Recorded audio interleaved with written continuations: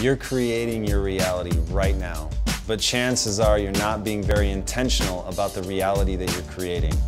If you guys haven't already heard Jason Silva talk on this subject, it is absolutely amazing. We had him on Inside Quest and he made very clear that your brain is trapped inside a box of skull and skin. It never sees the light, and yet with electrical impulses it creates everything that you see around you. And it's not a real representation, but it's a good enough representation that you can walk around without bumping into things.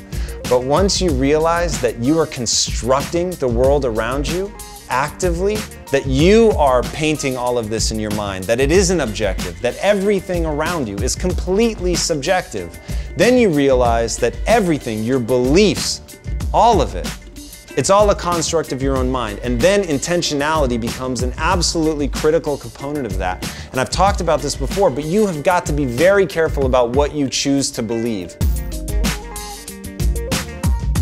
Your mind begins to lay down patterns over time. Neurons that fire together, wire together. So if you, let's say you want to do public speaking and you get nervous every time you're about to public speak, then you begin to develop this Pavlovian response of anxiety as you go to speak. But you could interrupt that pattern. You could find ways, whether it's taking a much more confident posture, which there's all kinds of amazing research on how just your posture, changing your posture creates a different internal reality. Going back to you're creating the state that you're in. If you're sitting like this and you're allowing your face to take on this really droopy, sad posture, it's very different. What you feel is very different than if you take an open, confident posture. If you hold your face in a very optimistic, upbeat, I dare you, try to be really pissed off and laugh out loud. It just doesn't work.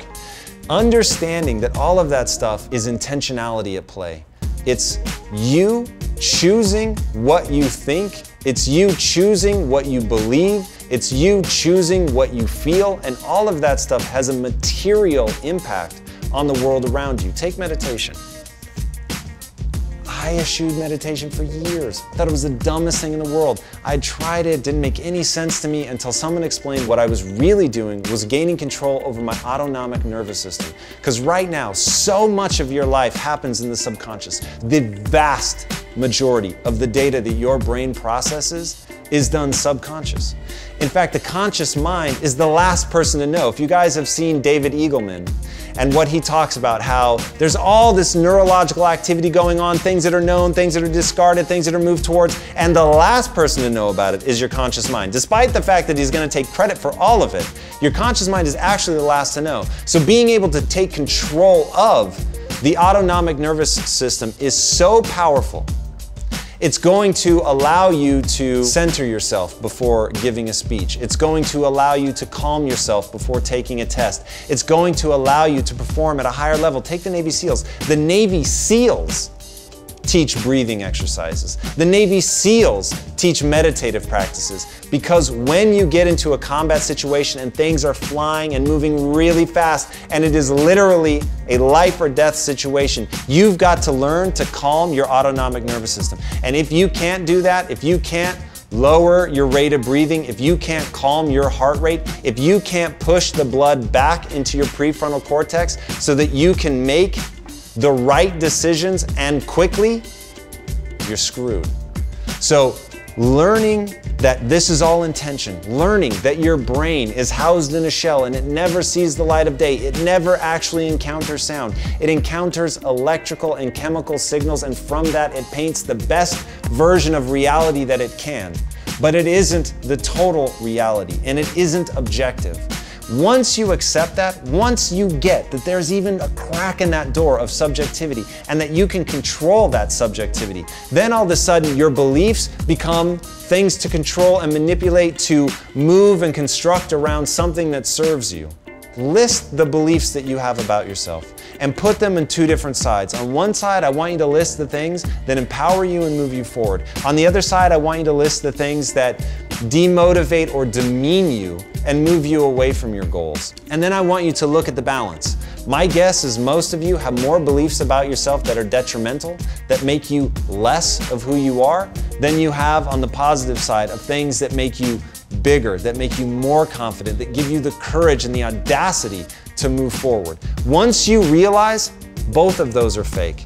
Both of those are merely a representation that your mind has chosen to give you, and they're not objectively true. Then you can realize, hey, I can change these. I can choose to believe things that empower me. I can choose to ignore things that move me backwards or change them. But it's all a construct. Get control of your mind. It's so powerful. In fact, the most powerful form of mind control is control over one's own mind, right? And as a kid, I remember being so fascinated by that notion of mind control. I remember so desperately wanting, these are not the droids you're looking for, to be able to wave my hand as if it were some sort of magic wand and get people to do what I wanted, right? Whether it was my parents stop making me mow the lawn or buy me a Nintendo, please, for the love of God. It's a whole nother story. But I so wanted to be able to sway people. I wanted control over their minds. And then the more I got into psychology, the more I understood the brain, the more I realized the only mind I needed to control was my own. And that everything, all the negative stuff, all of it, the voice in my head that told me that I couldn't do it, all of it was a construct. It was me making things up. It was me making my best stab at how to get ahead in the world. But a lot of the beliefs that we have, the things that hold us back, the fear, they all make sense when you're being chased by a lion. They all make sense when, man, the risk of walking through that bush means you may get attacked on the other side. Okay, I get it. A fear-based life is going to keep you safe. But we don't live in that world. And while there are dangers, without question, there's so many opportunities that arise when you overcome that fear. There's so many opportunities that arise when the construct that you build in your mind about yourself is one that is powerful, is one that gives you confidence, is one that propels you forward, it makes you courageous enough to act. Then you'll be able to do what other people think are impossible. I don't know about for you, but for me, it is incredibly exciting and liberating to know that I'm making all of this up, that I'm building this world in real time, that the beliefs that I have about me and the world, they're all made up. They're all things that inside my mind I have chosen to believe, that I've repeated to myself, that I've told myself a story over and over, and that those neurons that wire together as I tell myself that story, they become real and they become a superhighway to something. Now, what you choose to build a superhighway to is completely up to you. It's going to be the thoughts that you think over and over. So if you think to yourself, I'm stupid, I'm dumb, I'm lazy, and you think that over and over, they will become true, even if they didn't start true. But if, on the other hand, you think to yourself, I learn faster, I grow more, I'm never worried about being right or looking stupid, man, I'm going to figure this out, I'm the guy that doesn't quit, I keep going long after everybody else gives up, those neurons will wire together and you will have a superhighway to that. If you focus on the things in your life that are going wrong, if you focus on the things that are bad, if you focus on the things that make you sad, then you're going to get more of that and your life is going to be sad, it's going to be depressing, you're going to feel trapped. But if you realize that's a construct, if you realize that you are choosing to believe something, then you can choose to believe that you can do something about it, that there are things in your life that you're incredibly grateful for, that a mere breeze on your face can be something to stop and be grateful for, that even if your leg is broken, that you can focus on the technology of a wheelchair and how incredible that is. If you're not where you want to be in life, but you've got somebody that you love, that you can be grateful for the person that you love. If you don't have somebody that you love, but there's a book that you're just into and it's really touching, you'd be grateful for that book. And if you focus on that obsessively about things that you are grateful for, things that are beautiful in your life, all of a sudden your life will be happier. It'll be filled with more beauty because it's all made up. And it all comes down to the things that you choose to believe. It all comes down to the things that you choose to focus on. Focus on things that move you forward. Focus on things that make you feel good. Focus on things that move you towards your goals. Do and believe whatever moves you towards your goals. Don't do or believe anything that moves you away.